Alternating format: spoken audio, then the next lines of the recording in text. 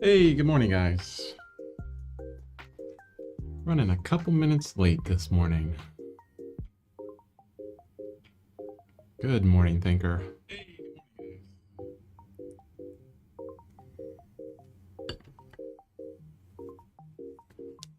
I got deep into looking at website stuff. Yay.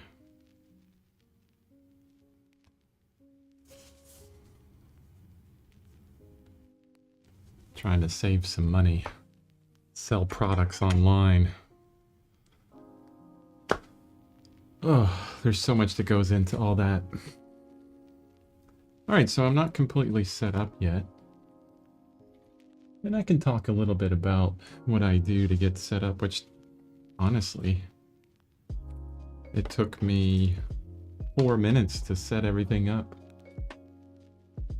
Because my watch, I have my watch set for to go off every 30 minutes. So my watch buzzed at me at 4:30, and I'm like, oh crap, I haven't set up anything yet. And here I am 4 minutes later, and I'm almost ready to paint. Just gotta put out a couple things. I just wrote a script for a short video about cutting down your setup and takedown time for art so that there's zero friction, zero basis for entry into what you're doing. Oh, I forgot the most important thing, my tea.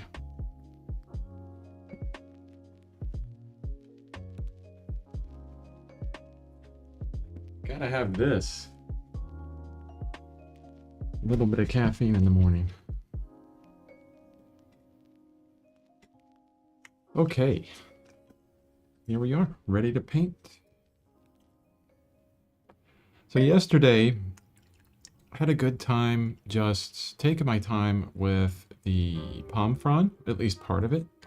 This third one, I hope to finish the last of it today, but we shall see. I want this to look good, so I'm really taking my time with it. Honestly, I think I should have taken the same amount of time or been as, what's the word I'm looking for? Calm and collected for the other palm fronds. I think I was rushing too much. And let me see if I can change up the cameras so you see what's down there a little bit better.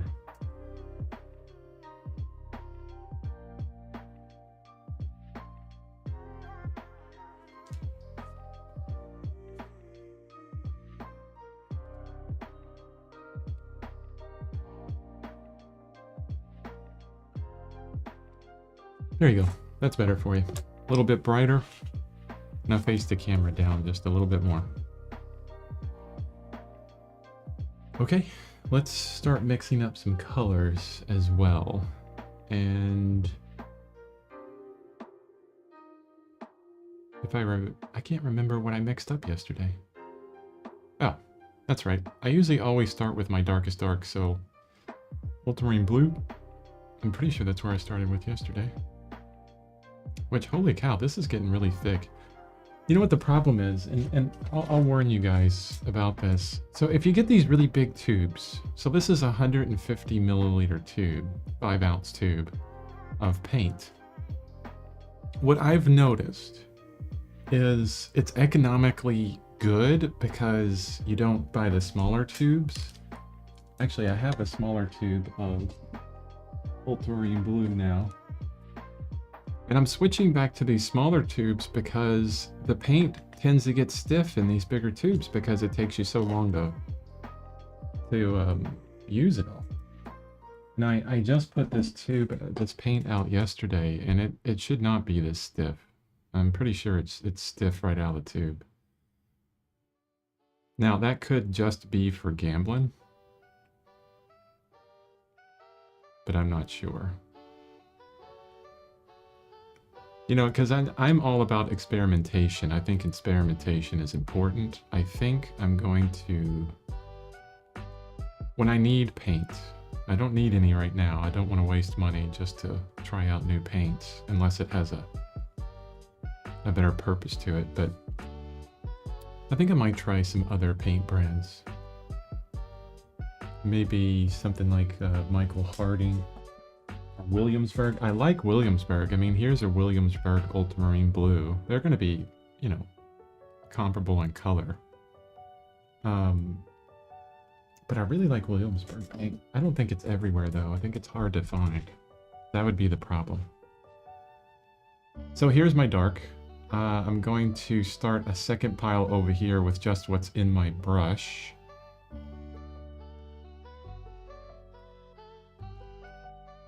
Put a bunch of white in it. Light and dark side. Can you fix the stiffness by adding a touch of linseed oil? Yeah, that's true, you can. That would add a little bit, you know, just a little bit more oil to the paint mixture. But, you know, when I was doing research on, you know, fat over lean, one of the surprising things that I discovered, that's really blue. Let's add some green into it. One of the most surprising things that I discovered was that every different pigment that you have, depending on the pigment, it has a different absorption rate for oil. And I can't remember the absorption rates, but some pigments need more oil in them than others because they don't absorb it. And I'm pretty sure it's the darker colors are the ones that need less oil and the lighter colors need more oil, which really makes sense because, you know, titanium white doesn't absorb the oil very well, so you need a bunch more in it, so it takes longer to dry. Same with your yellows, some of your reds, some of your transparent colors, you know, they'll have more oil in them. So you're right, I could help that stiffness out with just a, you know, less than a drop of linseed oil probably. Refined linseed oil is what you would want. You don't want to get just basic linseed oil. Actually, I don't know why. I heard that maybe decades ago. That you want to use refined linseed oil. Okay, that's way too light, and it's actually the wrong hue as well. We need more green. It's too blue.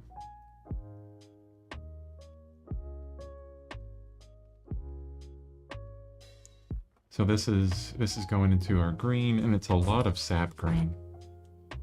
So I'm going to look at my color wheel. Where's sap green? Here it is. And I need some purples to really bring that hue, or desaturate that hue. So let's add in some alizarin permanent and more blue. Actually, let's add a little bit of red, because I usually use a red,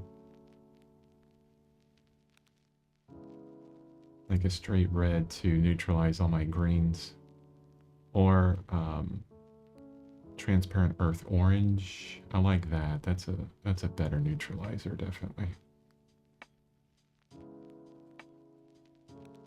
That's a great thing about making a neutralized color, is you can mix in a bunch of things in there to get what you need. Feeling great today. I went to bed early last night because I wanted to get some extra sleep for today. I didn't get as much sleep the night before. So I'm feeling really good today. All right, let's see where this color is. I'm trying to match with what I did yesterday. Yeah. That's a little bit more blue, but it's fine. Close enough. That's good. You know, I've said this before. Don't try and save your paint mixtures. Just remix it again. Doesn't take very long, and it's better practice for you.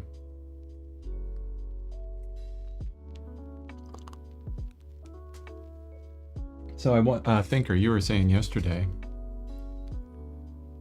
that you have trouble with paint, matching color. And I watched this video by Andrew Tischler. I hope I say that right. He's pretty amazing, actually. Like his intro where he shows these huge paintings of landscapes. I mean, he lives in frickin' Australia. I mean, he's just, maybe an hour plane ride away from New Zealand. I mean, some of the most beautiful places on the planet are down there, right?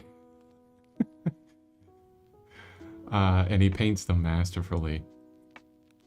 But I was watching a video of his on... That's a bit too blue. I'm going to cut out some more of this blue. On mixing paint, or paint mixtures, basically. And I was like, oh, well, maybe, because I have my idea for how to do things, and I'm sure he has his idea, but I like looking at other artists, how they do things, and get some understanding. I was like, oh, well, maybe I can use this to help my friend on the live stream. See what this guy's got. And it was interesting. It was different than what I was thinking it was about. It wasn't about how to match color. But he was going through the process that he used to basically build a palette. His palette that he uses. Okay, I'm gonna pause with that so that I can get this drawing the way I want it. Give me 1 second. This one goes to about here.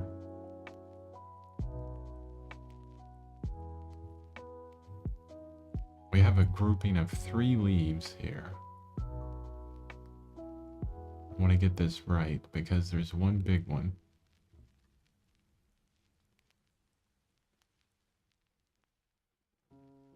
Kind of a short, stubby one.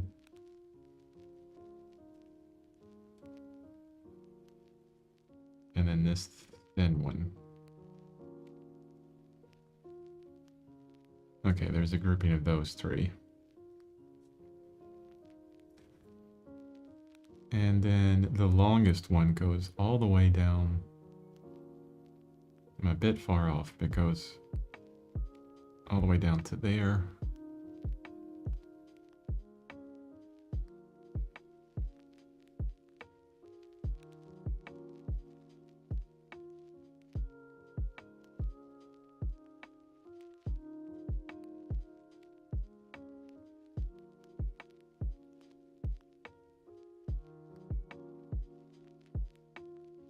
Yeah, I really left a lot for myself here with not thinking about that drawing beforehand.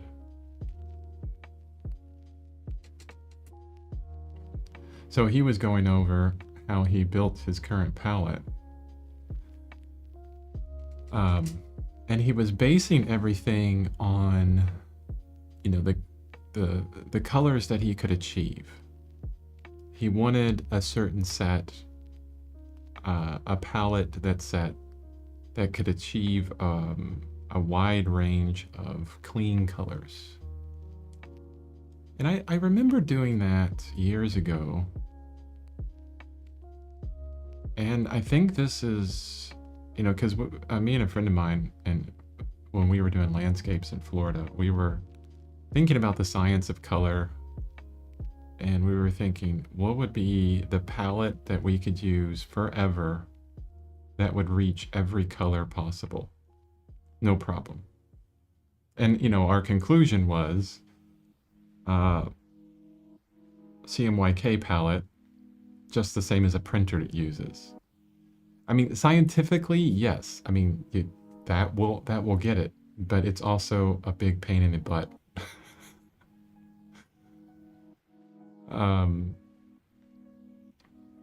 So I guess the point I want to make there is that's a good place to start, but be careful. If your main goal is to just try and reach all the colors on the planet, or all the colors possible, you'll end up with a palette that is just really arduous to work with, honestly.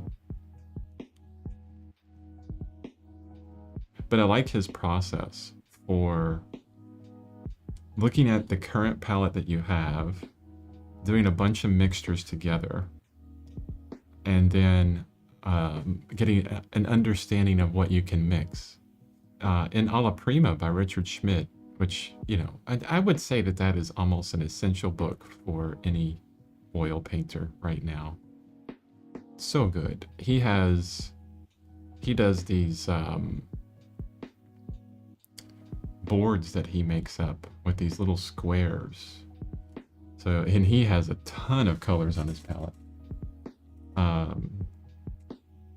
And he does a mixture for every single one, from right out of the tube to white, and then mixtures in between. And it literally takes, like, if you do his method, and he basically has you exhaust all the colors that you can make within the palette that you have. If you do his method, it takes forever to create all those, but you get such a good understanding for what your palette can achieve and what it cannot achieve.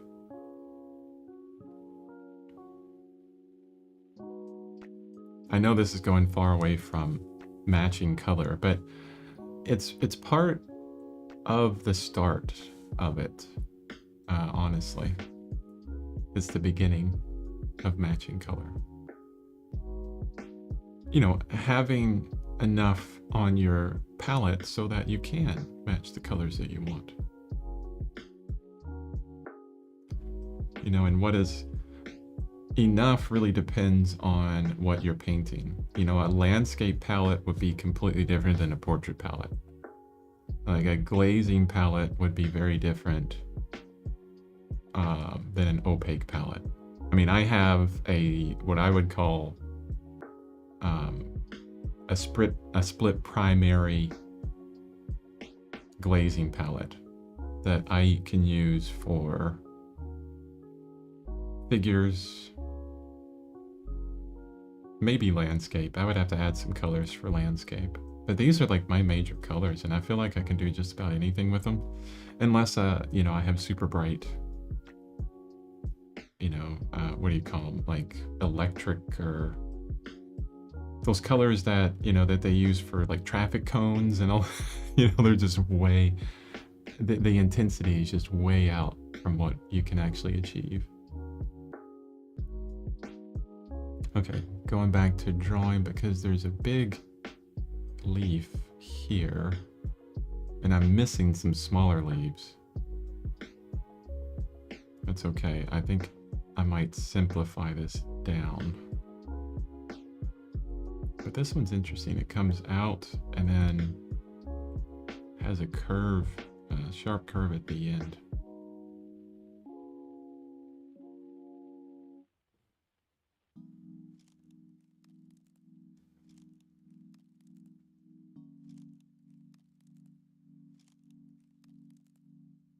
Day glow, yeah. Yeah, there's certain colors that are made in a lab that oil paint just can't reach. I think they do have some oil paints that you know, get into those crazy colors.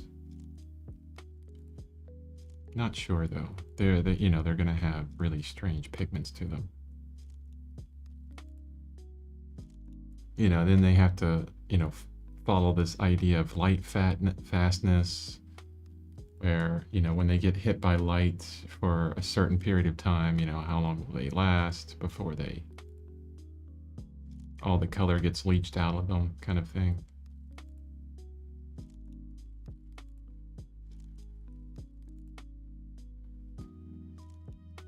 You know, blue lasts longer than anything. It's, if you ever see like these old posters that were printed, you know, some printed posters that are like a decade old or even less, if they're in straight sunlight for a few years, like all the color will be gone and all you'll see is kind of like blue and white, where the colors just kind of fade away. The sun kills the colors. Okay, the drawing on that's not super great, but I can work with it. Need to make up more paint here.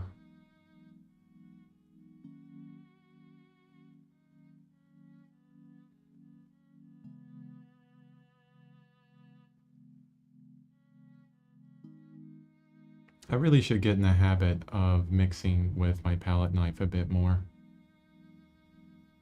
Especially when I'm trying to make up really big chunks of color.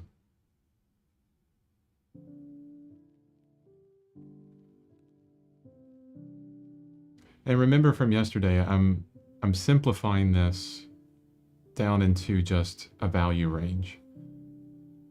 So making up a dark color and then adding white to it because white will work for right now. To just get a very simple value range through this so I can focus on the drawing and the form first. And then we can add in either with a subsequent layer, which will have, you know, the glazing layers, or with opaque paint later. Or if I have enough time, I can add some coloration in. So this will be, you know, what it added yesterday, still pretty wet, actually. So I could still add some color to that today if we get to it. I think I can. Okay. So back to mixing color. Establishing your palette. Primaries are necessary. You have to have primaries on there. Red, yellow, blue. I like the split primaries. So you have a warm red and a cool red. You have a warm yellow and a cool yellow, and you have a warm blue and a cool blue. And really, you know, when you make up your color wheel, that will tell you where you are at. So if I look at the color wheel here, so I have several different reds. So my warm red is going to be Cad Red Light or Naphthalene Scarlet, which I have on my palette right now. My cool red, which I have on my palette right now, which is Alizarin Permanent. I like it because it's a bit darker. There's also Quinacridone Magenta, so you can use that as well. So these two. As far as yellows are concerned, the Hansel Yellow Medium is my warm yellow. And then I also have Hansel Yellow Light, which is a cool yellow, or a Cad Lemon. We'll do the same, unless you want to stay away from those. And then as far as the blues are concerned, where's my ultramarine? So ultramarine blue is here. See, it's getting closer to purple, so it's really the warmest blue you can get. Cerulean blue gets a bit more cooler. That's like it's still called a PB, like a purple blue. Now, you know, if I wanted a straight up blue, you know, a cooler blue, I have manganese blue hue. So manganese blue would work for that. And I think there might be some cooler blues out here. But yeah, manganese blue, but I don't even have that on my palette. I don't even use it, like a cooler blue. And then some earth tones. I think burnt umber is almost necessary. I use it to make up my black. Transparent earth orange. I love that color. It works for a lot of figurative stuff. You know, it's kind of like a convenience color. Well, anything beyond the primaries are really a convenience color. Oh, and white. You have to have white. So really, you know, split your primaries, and maybe you don't have to worry about it for blue. If you want to add a green for neutralizing any of the warm colors, because I have a very warm palette. If you look at it right now, everything is really warm. But this is the kind of thing where it will adjust over the years that you paint. So start with something that will achieve what you want right now. Whatever you're painting, the painting you're working on right now, start with what will achieve the colors that you need to get within that painting. And let it go from there, really. Say, okay, this is what I can achieve within this painting. And then as you paint, you'll start experimenting, mixing color, and you'll find out like, hey, I can't achieve this color, or all the colors that I'm getting are a bit too, they're not as intense as I want, or they're not as neutral as I want. How close is transparent earth orange to burnt sienna? Do I even have burnt sienna on here? Yes, I do.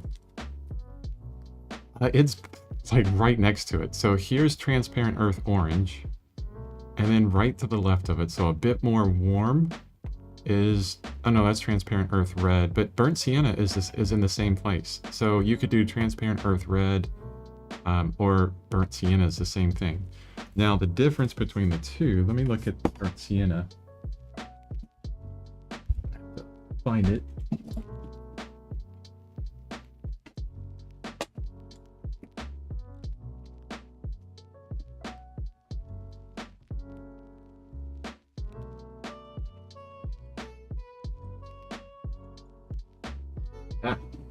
Here it is. Burnt sienna is semi-transparent. So there you go. Transparent earth orange and earth red are transparent. So if you want a more opaque paint, you know, burnt sienna is your, you know, is the game, right? I like working in a lot of transparencies, so that's why I have a lot of transparent paints on my palette and semi-transparent. And that's kind of like the way that it has worked out for me over the years, from just experimenting and trying new things. And, you know, I'll get some random paint color that I need and find that, oh, I love it. Or I'll read a book and they'll say, oh, this is, you know, Terra Rosa, which was the favorite color by Richard Schmid. The closest to that, you know, in Gamblin, I believe, is transparent earth orange, maybe. Or maybe they do have a Terra Rosa, I'm not sure. And that will influence you, and then you'll change it up, and then maybe you'll get some paints and you're like, oh, I hate this paint, I never use it for anything, and it'll just sit in your paint box. Okay, but that's your palette. It will adjust over time. Now, matching color. I was thinking about this yesterday, you know, after the stream, after you had asked. And the one thing, you know, I think I started answering that, but then I realized later on that I forgot, like, one of the most important things is, you know, what are you mixing your color on, right? And how different is it from your painting? So there's a very important reason why my palette has a gray background, and why my canvas has a gray background. Like Andrew Tischler, he loves working on like especially when he's doing his landscapes, he'll do this very kind of earth tone canvas. It's more red, and you'll see a lot of landscape painters work that way, where they'll have like a kind of reddish tone canvas. And it does bring some harmony into the landscape paintings when you leave a bit of that red showing in places. But as far as the science of color goes, you see the color better. You see the hue, you see the saturation, you see the chroma better on anything, you know, neutral as you can get, which is gray. So I paint on gray so I could see the color better. But, you know, everything's relative still, because eventually you will cover up that gray and you're painting next to, you know, what you're seeing. Why do you like transparent colors? The big why. Because I do a lot of glazing layers. I love layering the paint over and over again. And in order to do glazing layers, by the way, I'm switching to my dark brush, and I'm going to work on some of these background colors behind this palm frond. I do a lot of glazing, and in order to do glazing, you need to have transparent colors. That's really important. And so I have transparent and semi-transparent colors on there. And they work well for, I mean, you don't have to use them just for glazing. You know, they're not like you don't separate out your glazing palette from your daily working palette. You can if you want to. Like, you could have different palettes if you want to, but I just continue working with it. So that's why, mainly. That, and I really love these colors. So if you get away from cadmiums, you're going to go into semi-transparent paint. That's the other reason why. You know, when I decided that I wanted to, you know, use up all my cadmium paints and never buy them again, I get the equivalent for, you know, from Gamblin, and they're all semi-transparent. And then I'm thinking, oh, well, that works well because I like the layer, I like the texture, I like seeing things through the paint. So that's going to work with, you know, kind of the way I like working anyway. So fantastic, let's do this. Could you use opaque initially and then move to transparent for glazing? Oh yes, definitely.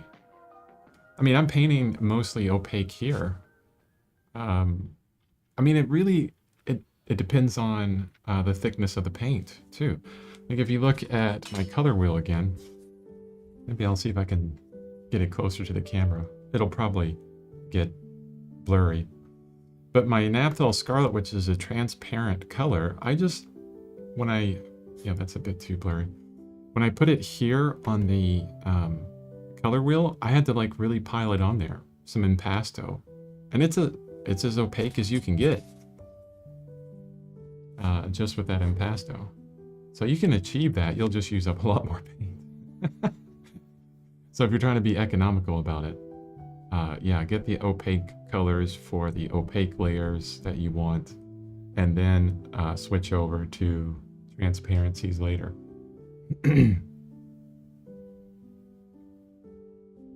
Oh, this is going to be interesting. I'm going to zoom in on this one. There's just a mess of strokes back here. A lot of the background showing through. I'm going to put some dark color in here really quickly.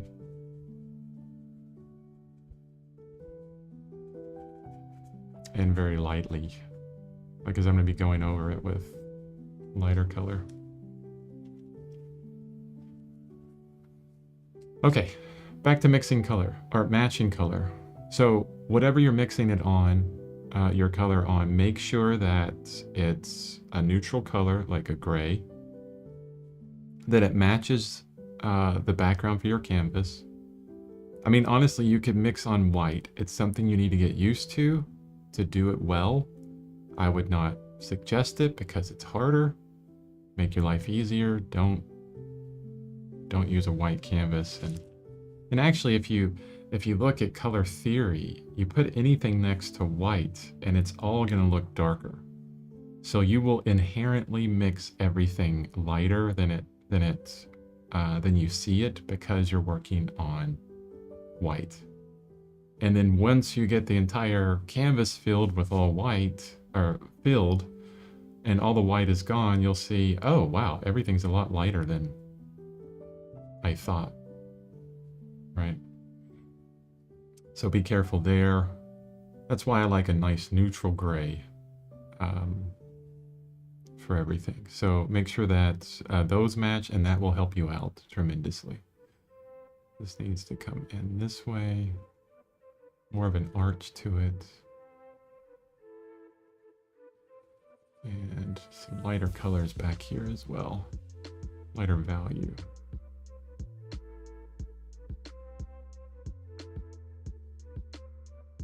Need to lighten up a lot of that. Okay.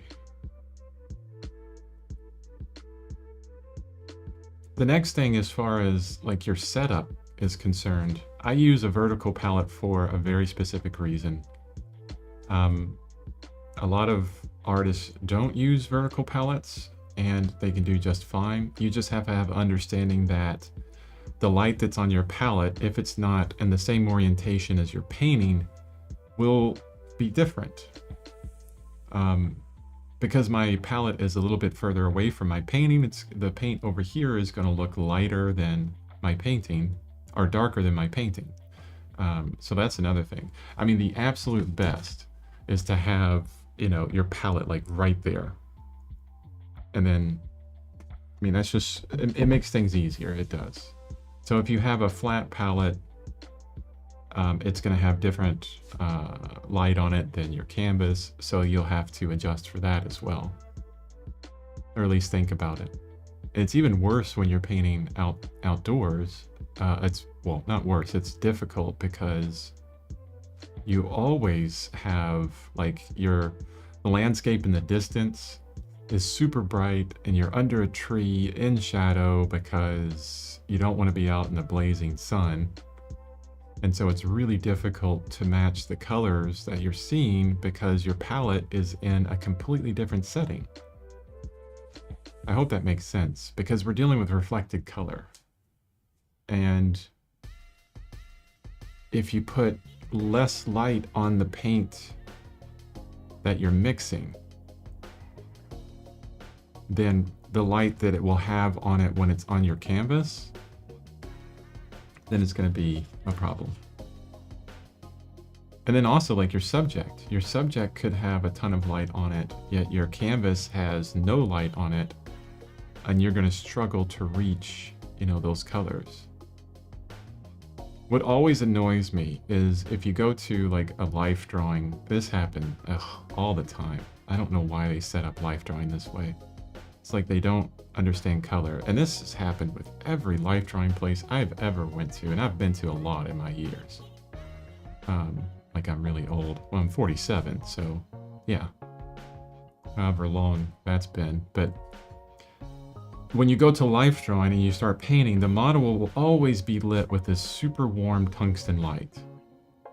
And then inevitably, the rest of the place is fluorescent light. And the Kelvin is completely different. The light temperature is completely different. So you have a blue light on your palette and a super warm light on the model. And then you're sitting there, you're mixing, you're like, yeah, I'm looking pretty good. You know, I'm getting these colors down, I'm getting everything good. It's looking great. Man, I really matched that color perfect to the model's skin. It looks great, loving it. And then when you're done, you take your painting outside, or you light it with the same light that's on the model, and the model is completely orange. You've been mixing up nothing but orange this whole time. Like bright orange.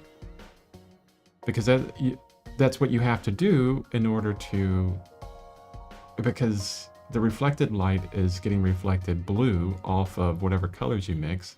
So you have to compensate for that.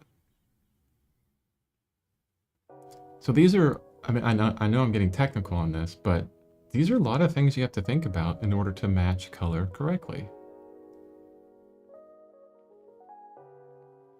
And then, you know, I'm sure there's going to be some people that listen to this stream and like, wow, that's so much. I'm just going to go digital. Oh, good morning, Ashton. Hey, thanks for that. Yeah, it is coming along. Soon we'll be getting into glazing layers. It's actually gone a lot faster than the digital.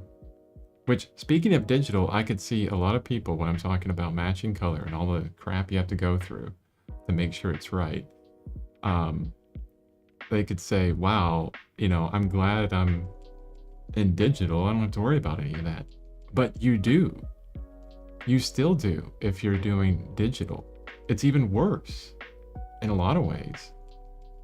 I was watching another YouTube video from a guy that's worked with Disney and Riot Games and like all these amazing studios, right?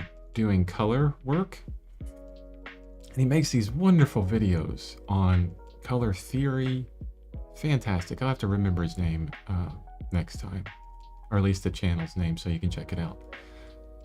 And he was talking about how in every one of their studios, every monitor is calibrated exactly the same. And they do, I'm pretty sure that they do weekly or monthly calibrations to their monitors. And he was talking about like his art director. So he would continually turn in this work, and his art director was like, your work is, you know, too blue. It's very cool compared to everything else. What's going on? Like, all of your work is wrong. And he's having to redo all this stuff. And she says, you know, I know that all the monitors are color calibrated to be the same. Let's go and look at your setup and see what's happening. Well, when they get into his office, she sees right away that he has a red, the wall behind his monitor is painted red. And its reflected light on the monitor was causing him to overcompensate all the colors that he was painting for the scenes that he was making. And so you know, this is a colorist, right? What color did he paint the wall? Neutral gray, right? So here you are, a digital artist, okay? And you make this wonderful, awesome painting. You love it, and it has a particular tone to it. Maybe it's masterful in relative color. It's absolutely beautiful. And then Chris comes along, that jerk, and it's late at night, and he's got his phone in this night shift mode where everything is as orange as it can get. And he looks at your painting and goes, meh, it looks kind of terrible. It's like really orange. Or someone on an old CRT monitor looks at your painting and says, ugh, I don't like that at all. Or even worse, you know, people just on phones all the time, and all they see of your huge painting that you spent days and days on is this, you know, little crappy image of it. And it's the same thing with oil painting. I mean, I'm putting all my paintings on Saatchi, and I'm thinking, you know, there's some really subtle colors in all this that I worked really hard to make sure that the digital image has all that. But then people are just going to be on crap monitors with a huge light behind them that's lighting their monitor really bad, and they're just not going to like it because of that. So kind of like the lighting on your iPad. Yes, I actually threw half the painting. I was like, wow, this is looking really dark and really warm. Hey, we learned, you know? I'm actually catching stream because I'm deciding to take a mental day and not go to Spanish class today. I could see that. They do, America. I think you're in America. I mean, Ashton Howard.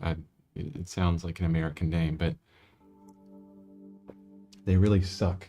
How they most I'm not going to say all, but most schools suck on how they teach or have to teach languages. Oh, I hate it. I really wanted to learn French. Of course, I was young and I wasn't really applying myself, so we won't talk about that. But the way they teach it, the very first thing, they go in and they say, we're going to conjugate verbs. And I found myself relearning English because I'm like, what the heck is conjugation? But you know what, when I talk way too much, but here's how you learned English. Your parents started talking to you, and they started repeating things because you were a baby. And they started correcting you, and you wanted something. And they say, do you want your bottle? Can you say bottle? Bottle. Okay, I want my bottle.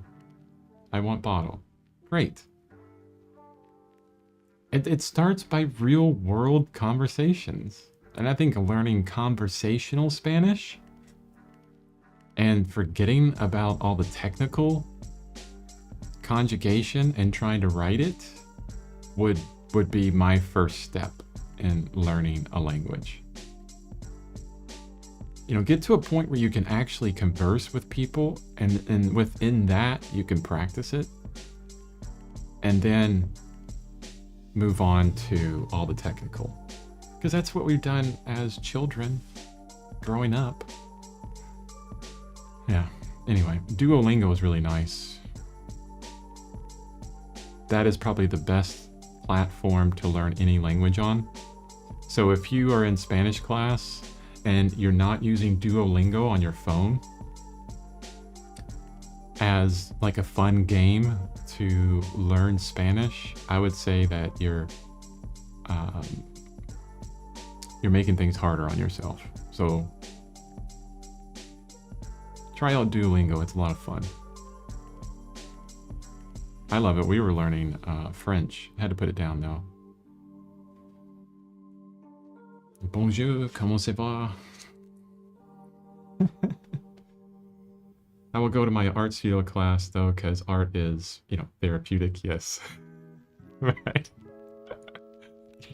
I'm sorry, Ashton, but your motivation for Spanish class is much lower than your art class, so that's why you're not going. And I think you know it, because I'm no different. I did the same thing.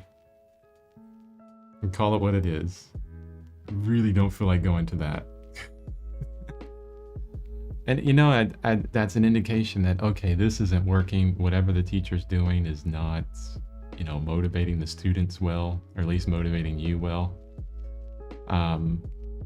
But it's also on you. It's a relationship too, I would say. How can you get more motivated in that class? Try Duolingo. Maybe you'll progress a lot faster. Maybe you'll be able to ace that class without even going to it, just by playing a game on your phone. That would be awesome. Because it's college. They don't care about attendance in college. Actually, most of the teachers would prefer that you don't show up. Well, in my experience, because I went to a university. But anyway, I have a lot of negativity about colleges and stuff, especially for artists. But don't listen to me on that. Do your best.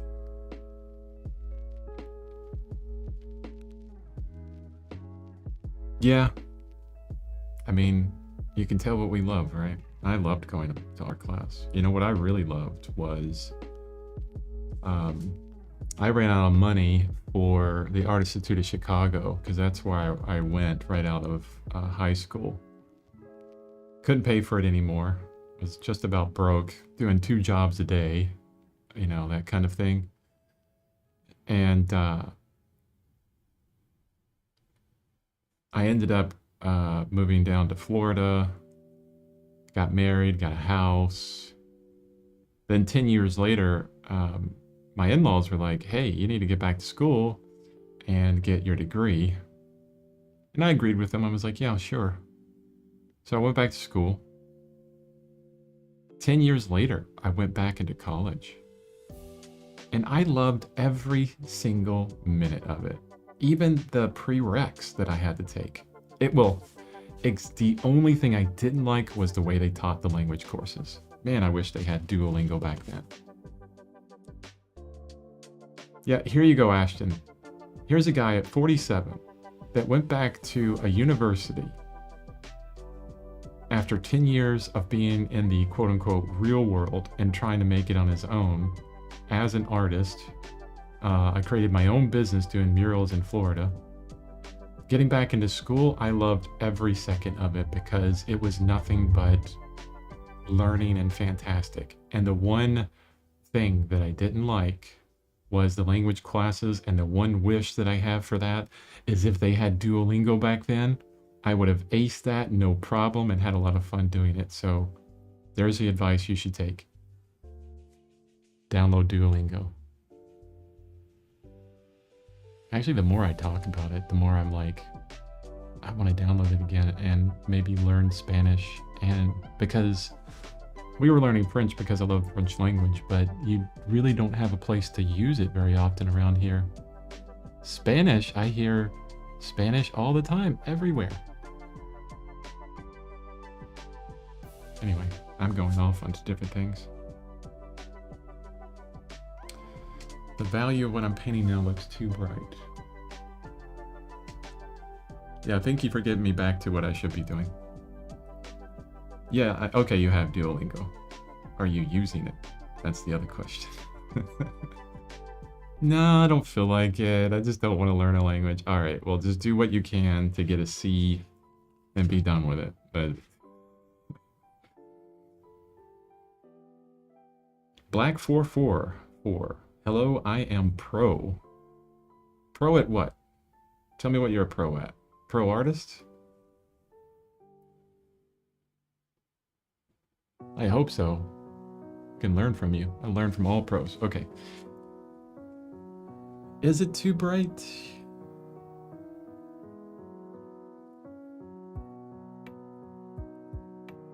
Yeah, I think it might be a bit too bright, but I'm going to leave that for later to bring down in value. It's like I've been saying before, once I get onto the next layers of this, the glazing layers, it's easier to bring a value down than it is to bring it up within the glazing layers. So I'm going to keep it brighter. And I think erring on a brighter side before you do glazes is always more important.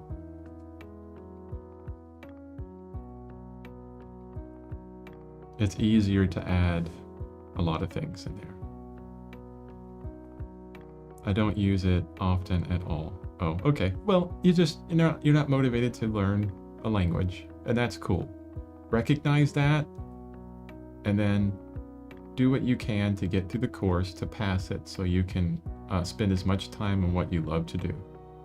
So whatever you can do to get a C in that so you don't have to take it again like I did because I failed it the first time, that's a complete and utter waste of time. Don't fail it. Oh, you're from Hungary. Welcome from Hungary. That's fantastic. Wow. We are American. I'm American. And most Americans have no idea of geography. We're really bad at it because I won't get into that. And I see most Americans, but it could be just me. I have no idea where Hungary is on the map, and I should know.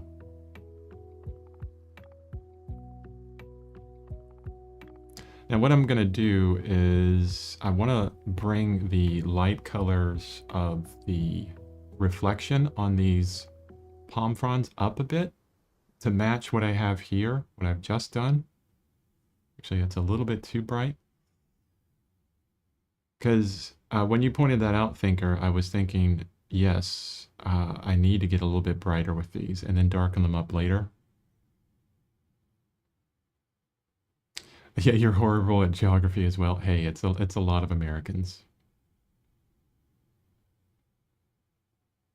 It's the same reason why most Americans aren't bilingual, when the rest of the world is mostly bilingual.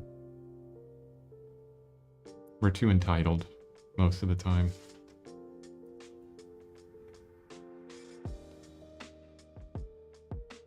I say that, but I'm sure there's a ton of wonderful people out there that are bilingual, multilingual in America.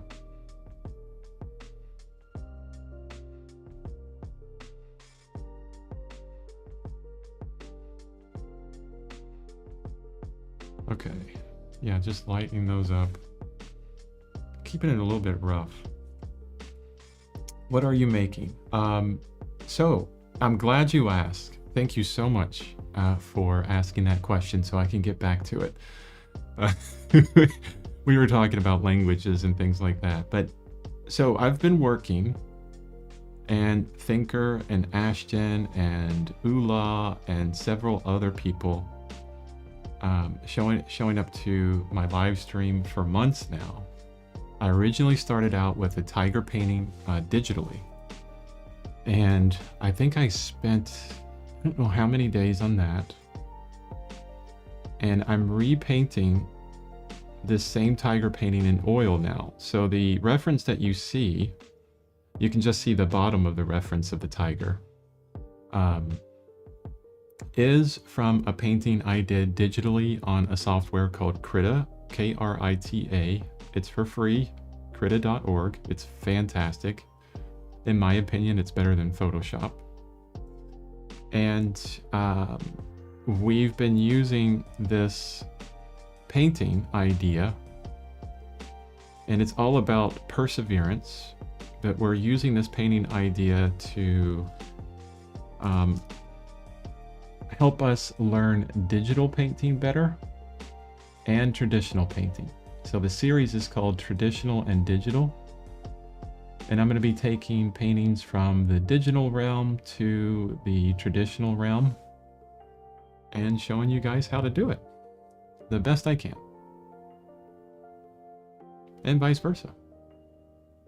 Actually, I don't think I'll go much from traditional to digital. It's usually the conversion is digital to traditional. But the idea of this course, or at least the live stream, and eventually probably some courses and things like that, is to get artists that focus mainly on traditional work to understand the value, the tremendous value within the digital realm, and how it can help them be better traditional artists. Yeah. And if you want, anybody on here, Ashton, you included, if you want to download all of the resources for the digital painting that I created on Krita, you can go to the link in the description, which will take you to my Gumroad, and you can get all of my courses, including the traditional and digital course, for $1, $1 American. So I'm not sure how that transfers into Hungary, the conversion rate, but it's not a lot. And I do that so that even students like you, Ashton, and anybody that doesn't have a lot of money can take advantage of everything that I'm trying to show you and try and help you out with as much as possible.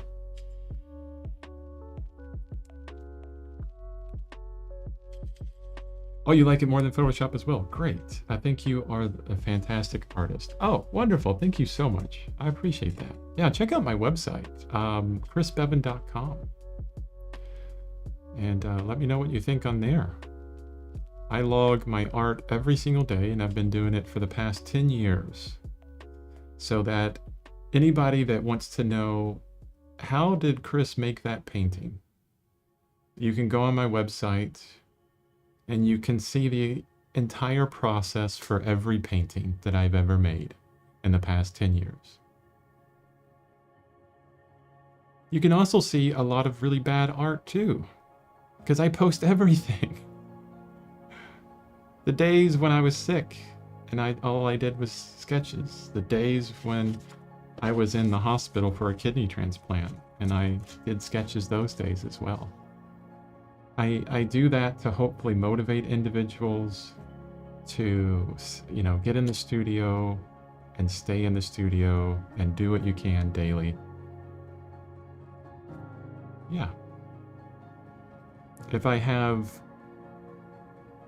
one piece of authority that I can claim on this planet right now, is that I know how to establish an art habit and keep it for life. Yeah. I just use Photoshop when I'm making collages and editing photos, etc. Yeah, it is good for that. Or text, because Krita is terrible for text, I will say that.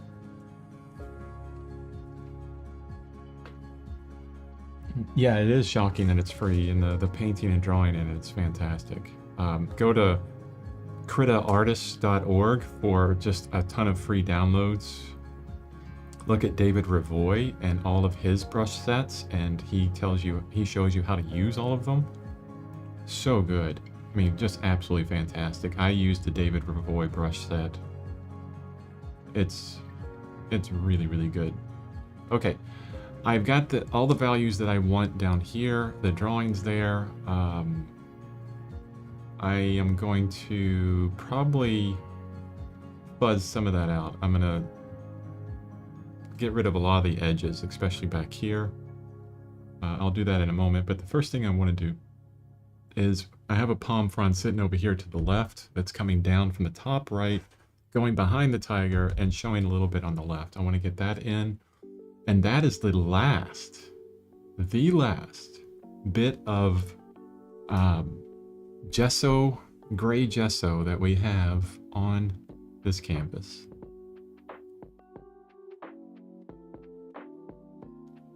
And I'm going to cover it up. And then after this, we'll get into my favorite part, which is the glazing layers that go over this whole painting. You guys are going to be in for a treat because, well, I'm going to be in for a treat. Maybe you'll hate it. Maybe you're like, oh my God, this is so boring. You're painting the painting again? Yes. Well, it's not exactly like that, but the glazing layers are just fantastic. And I will walk you through how to glaze an oil painting from this point onward. Things to look forward to, how to enhance your art through glazing. I mean, it's fantastic. Look at Maxfield Parrish. I mean, he made, his entire career of art was based in glazing. Did a lot of science, like kind of the pioneer in glazing science, really, for oil painting.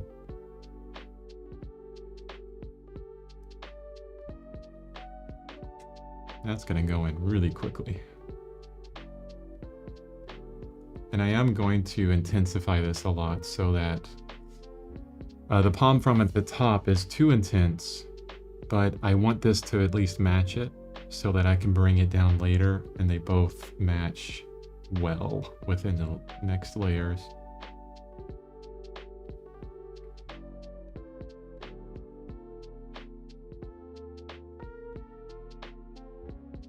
I'm also going to be painting into the tiger a little bit with this. Even though it's behind it, always paint into, you know, the objects next to whatever you're working on. Don't go just right up to the edge. Paint into it just a little bit. You don't have to paint like a whole inch into it, or a centimeter. Like a 1/4 inch, you know, a 1/2 or 1/3 centimeter, something like that.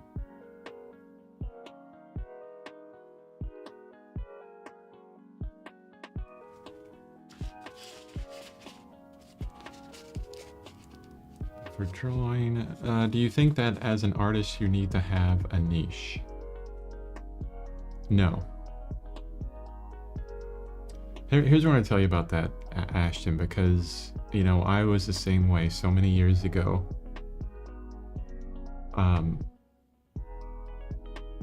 And it goes right along with the conversation that you can have about what's my style and how do I find my style, right?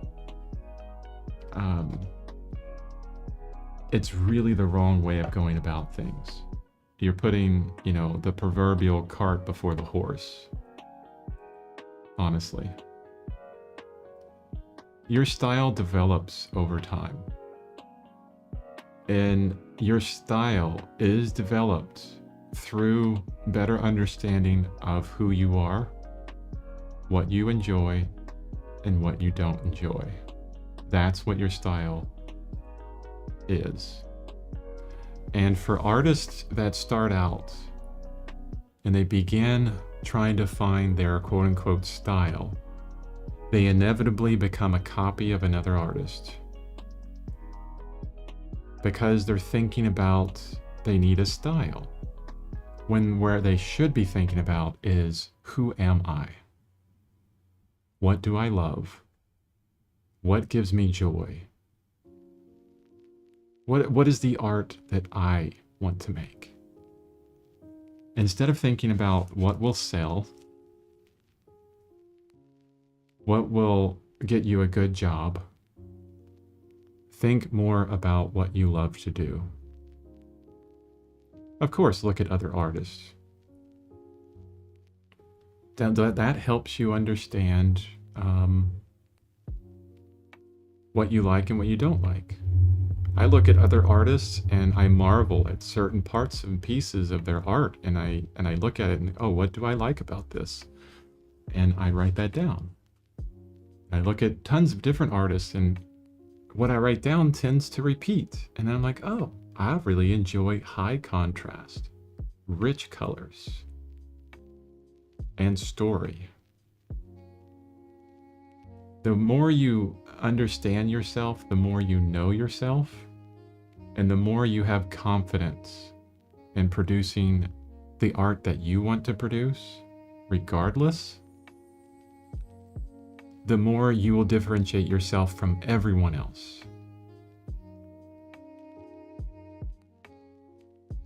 No one can match your experiences. No one can match your life, your family, what you've gone through in your life. That is what sets you apart.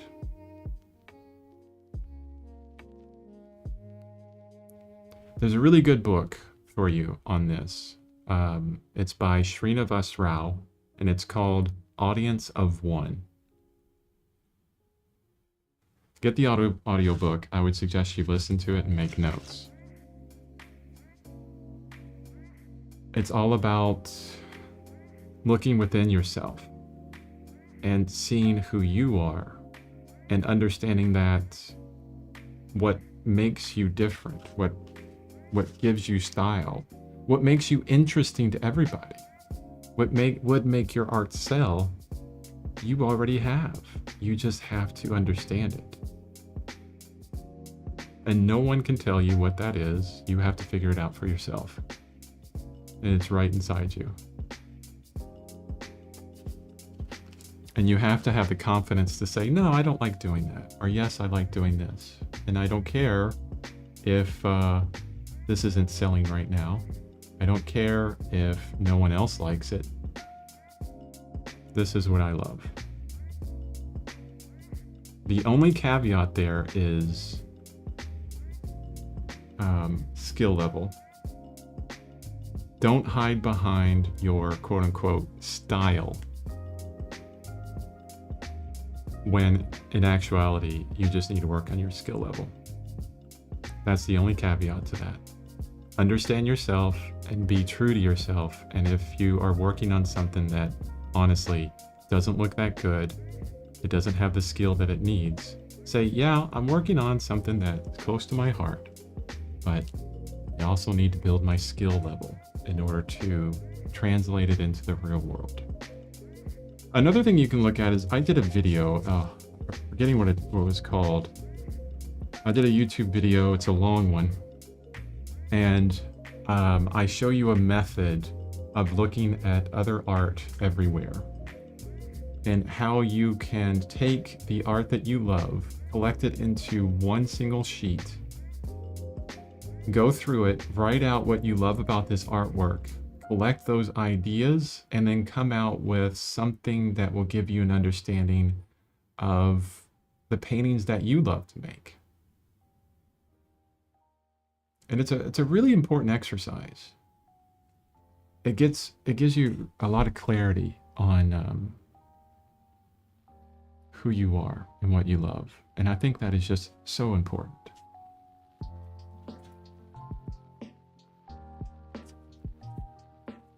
Let me catch up with, I can tell that you type fast. You have to be, I think most younger individuals type fast, or you do like I do and I just do speech to text. But anyway, because I don't have one and I'm still trying to discover what medium is my favorite. Experimentation there. Do it cheaply. I have a video coming out that I want to produce. It's going to take a while to get out though, but about getting into oil paint or trying oil paint inexpensively. I can give you the gist of it here in a moment, but I want to read the rest that you said. It's frustrating at being okay at everything and not incredible at one thing. Yes, I understand you 100%. Yeah. I do the same thing where it's like, oh, well, let me try this. Let me try this. Let me try that. You got so much gold here that I want to answer.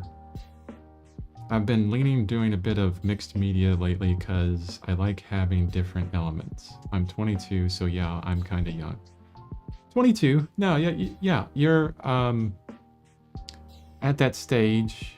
Well, I mean, I have no idea. I mean, the maturity of an individual is different all across the board. Age really doesn't matter.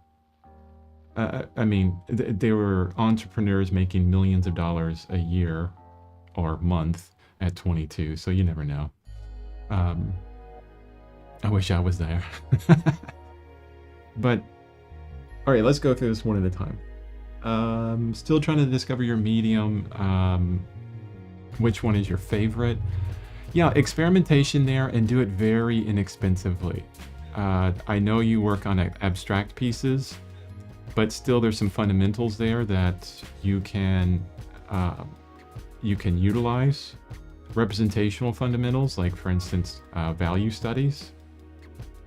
Still in abstract work, getting your values on is really important. You can continue doing abstract work in any medium a lot easier if you just get a black and a white. That's it. Get a couple brushes, black and a white, whatever other accoutrements that you need for it. Maybe, an oil painting, you would need a palette, and just try it, right? Do it as cheap as you can. Get the student grade oils, get the student everything, and just try it out and see if you like it. And honestly, you buy student grade stuff and it's cheap and you get whole tubes of things and it would last for a long time. I did the same thing with gouache for watercolor, for acrylic. I just bought, the first thing I would buy is black and white and start making black and white paintings. That's how every artist needs to start out. Value first, just, like charcoal. Heck, if, before you get into oil painting, do charcoal maybe. Yeah, all kinds of mediums out there. Water soluble oils, I've never tried those. Be kind of interesting to try it.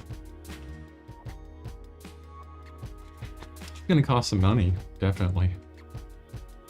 But experiment with one at a time and give it the time that it needs. Don't try it just for a day and drop it because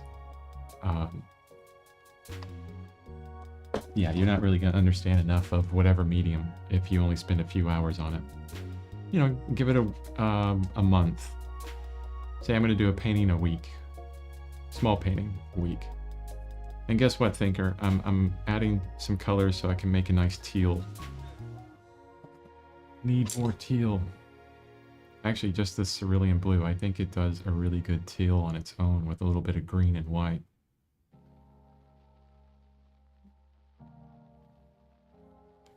We need some teal down here, especially in these highlighted colors. I think that teal just looks fantastic. It's fun to say, too. All right, what is your next thing that you say, Ashton? I'm so glad when you show up here, Ashton, because you have some wonderful questions. It makes me want to create a lot of videos on these topics, because if you're asking the question, I know a lot of other people are asking the same question. And, maybe they'll like my advice, maybe they'll hate it, but I can give advice. I'm at an age now where I feel like I could do that. It's frustrating at being okay at everything and not just incredible at one thing. I suffer from this as well, still, at this time, and it's something that you will probably struggle with the rest of your life. Because, and every artist struggles with, I mean, it's universal, and this is kind of what I'm telling you, is this, what you're talking about is a universal thing.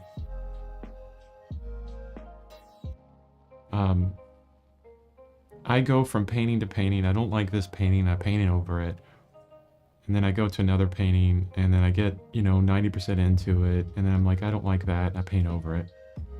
That ends up, that's kind of like searching for perfection, right? Which you'll never reach.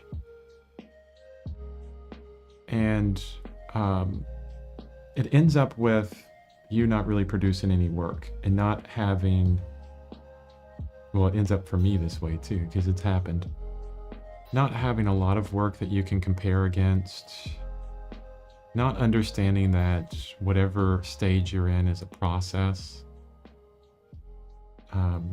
But also at 22, I think experimentation is really good. You're trying to figure out a lot of things with your art career at that age. I know I was. I'm trying to think back. I was 22. I was 25 in 2000. So 1997. Actually, I had met my wife, well, who would be my future wife at that point. I didn't really care much about art. I was doing a lot of abstract stuff, a lot of collage things, a lot of crazy graffiti type stuff, a lot of installation work at that point.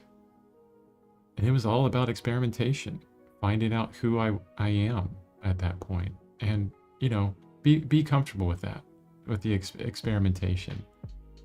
But if I were to talk to myself at that age, I'd say, yeah, keep experimenting, figure out what you want to do and what you want to love. But the one thing to not do is don't stop. Continue going with your artwork as long as you can.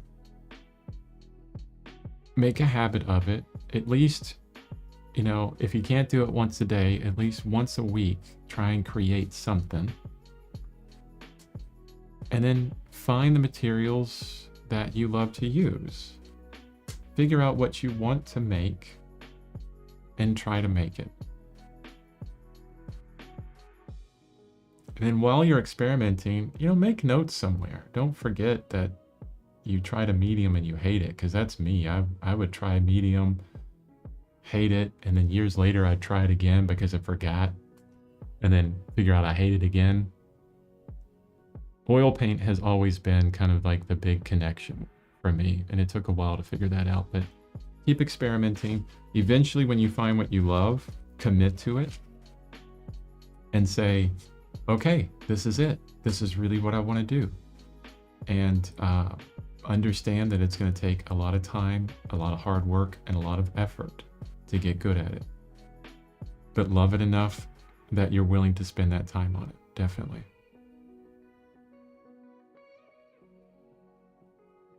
There is one connector with everyone on the planet that is a millionaire, that is great at what they do, that has everything that they've ever wanted. There's one connector between all of these individuals. Hard work and a lot of time and effort spent on their craft. And you look at YouTube, you look at Mr. Beast.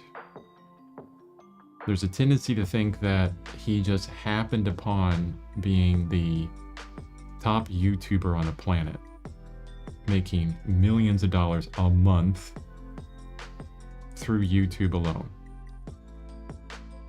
Right? Then you look at his history, which I did, because I'm on YouTube, I'm a YouTuber, I want to figure this thing out, right? And then you understand, oh, this guy, when YouTube came out, that's all he did and all he has been doing for the past 12 or 13 years. Working from the time he wakes up till the time he goes to bed on YouTube. Yeah. So commit to it, experiment now, be comfortable with it, try to find yourself, who you are. Don't focus on style. Keep experimenting. Keep making notes on what you love, what you don't love. And then eventually when you find what you love, do it. And yeah, commit to it.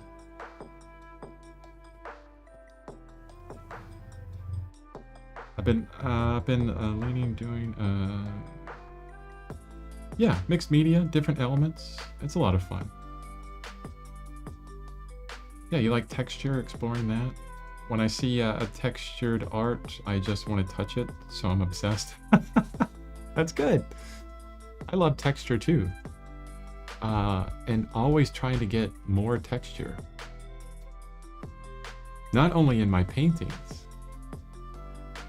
but I'm trying to figure out how to get more texture in the videos I create as well.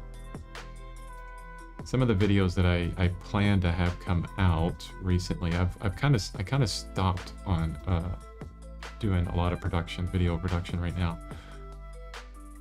But I have a lot of scripts, but I had to kind of pause and think about what I want to be on YouTube, who I want to be, and get away from trends if they don't match what I want to be, and then think about textures. How can I get more texture? And I love learning, so I watch a lot of instructional videos and read books, mainly audiobooks. All right, I'm just knocking down all of the hard edges here as much as I can with a very long, soft brush. It's easier to make a soft edge hard later in your painting than it is to try and get dry paint to trying to soften it a dry edge. It's almost impossible to do that.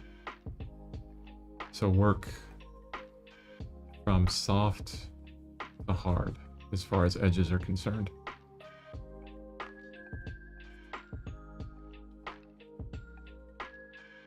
Hey, one thing that's interesting, Ashton, I was thinking about texture, is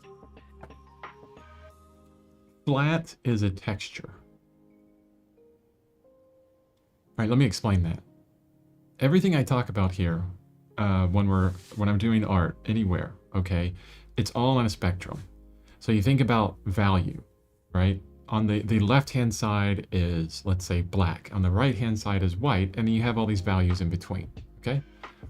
That's one part of color. Saturation is the same. Super saturated, neutralized. And then you go into hue. You got a whole wheel, right, of different colors. So you always have a spectrum. Then you have edges, okay? You have the lost edge, which is the softest you can get, and then a super hard edge. Super sharp. There you go. That's really the basis of textures. It's all about edges. Texture is the same thing. So you have the spectrum of completely flat, which is a texture, okay, like comic book art, completely flat, no gradient whatsoever. Then maybe gradient would be the next, like a gradient on there. And then at the far right, you're looking at Lucian Freud, you're looking at Van Gogh, oh man, I forgot his name. Guy that does these huge dark paintings and just throws the paint on there. And actually I saw an artist the other day, like weeks ago. He was doing these paintings around the ground, and he had this forklift with molten silver pouring over the painting. I mean, it was molten. Like you touch it and you've burned your finger off, kind of thing. And of course it would dry on this huge painting. I think it was the same guy. Talk about, I mean, he's on the right side of that texture, like that far end, super texture, right? But when you talk about things that have this spectrum to them, okay? And while I'm talking, I'm gonna lower my painting down. When you talk about things that have this spectrum,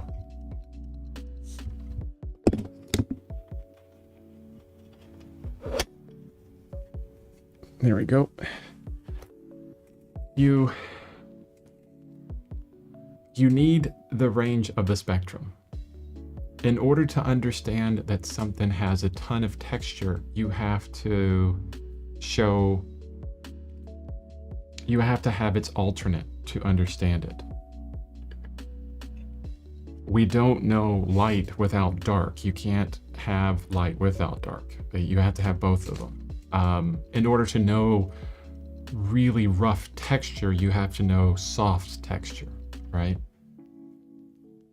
So playing with that kind of modality of texture is a lot of fun, where you have a flat place, that, like a dark shadow where it's completely flat, and then the rest of it is a bunch of texture. With that spectrum in a painting, you can play with it and get individuals to really know texture. It's something, actually, texture in representational art is missed so much, honestly. I think there's a...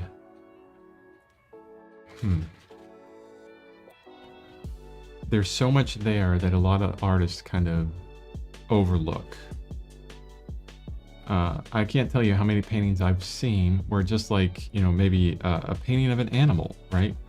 Where the brushstrokes that make up the hair of the animal are the same brushstrokes that make up the leaves behind them, or the rock that they're standing on, you know? And it's just different. You have to, you know, look at Andrew Wyatt. I mean, he's a master of texture there. He understood observation, you know, and texture. I love this. He did a drawing of his mother, I think, maybe not his mother, in a bed. And she had on like a shawl and like a shirt, and then the bedding itself, and all of these different fabrics were different fabrics, and it was just a pencil drawing, and you can tell which one is cotton, which one is silk, and which one is like a burlap,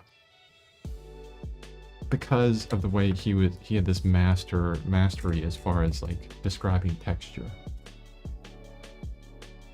Anyway, hopefully my ranting is helpful, guys. Sorry about that, but lots of wonderful things that Ashton came up with. Let me get back to the painting, because it is an hour and a half into the stream now, and I can go on forever about this stuff. All right, so everything's covered. The next step, which will be tomorrow, I'm so excited. Oh, and tomorrow's Friday too. Oh, that's fantastic. Tomorrow's gonna be the first day of glazing. Yay! And don't worry, Ashton, if you can't make it because of class, that's no worries. It'll all be recorded. It's gonna be on YouTube, so you can watch it later. And I'm gonna go right back to the tiger head, because all of this is super dry. It's fantastic to touch. You know what I love doing? When I'm showing my work in a gallery and everybody's in there, especially people just kind of like looking at the painting, and I put my hands all over my paintings, and they're like, oh my God, he's touching the painting. like it's gonna break. And I'm like, no, come here, touch it. Touch the artwork. This is not a museum, right? You don't have 100,000 people looking at my painting every day that would mess it up if they kept touching it. But yeah, we'll get back to, we'll start glazing tomorrow. It's going to be fantastic. I'm going to be getting into the toxic-free, non-solvent medium by Gamblin. We're going to be looking at the tiger head and fixing all the drawing that we need with the... Oh wow, the image on my iPad looks so much better now after I've changed the coloration on it. But getting these colors kind of figured out a bit more, softening it up a bit more, adding in a ton of details. We're going to bring in a ton of color. In the very beginning of this is I'm going to just pick maybe a section of the tiger, maybe like from the eyes up. And I'm going to put some linseed oil, some refined linseed oil in there, and show you how to oil out. And you'll see how dull these colors are right now, and then how bright they will get as soon as you oil out. It's like Christmas Day. It's like a brand new painting. It's fantastic. Yeah, so stay tuned for that. You don't want to miss it. And speaking of not missing it, check out my Gumroad for all the tutorials. Everything I'm putting up there now, I'm just keeping it as $1. I'm making it super easy and stupid value. I mean, the last video I did was the mouth tutorial. 6 hours of video instruction, and I talk and instruct throughout the whole thing of my exact process from beginning to end. $1. Check it out. Hopefully you can buy one of those and get a lot of really great information from it. Yeah. Ashton says, yeah, I try to catch it live if possible. Otherwise, I shall watch the vid. Fantastic. Thanks for showing up, Ashton. I appreciate you showing up anytime you have questions. And hey, you can reach out to me on my website. Just fill out that contact form or subscribe or whatever you want to do.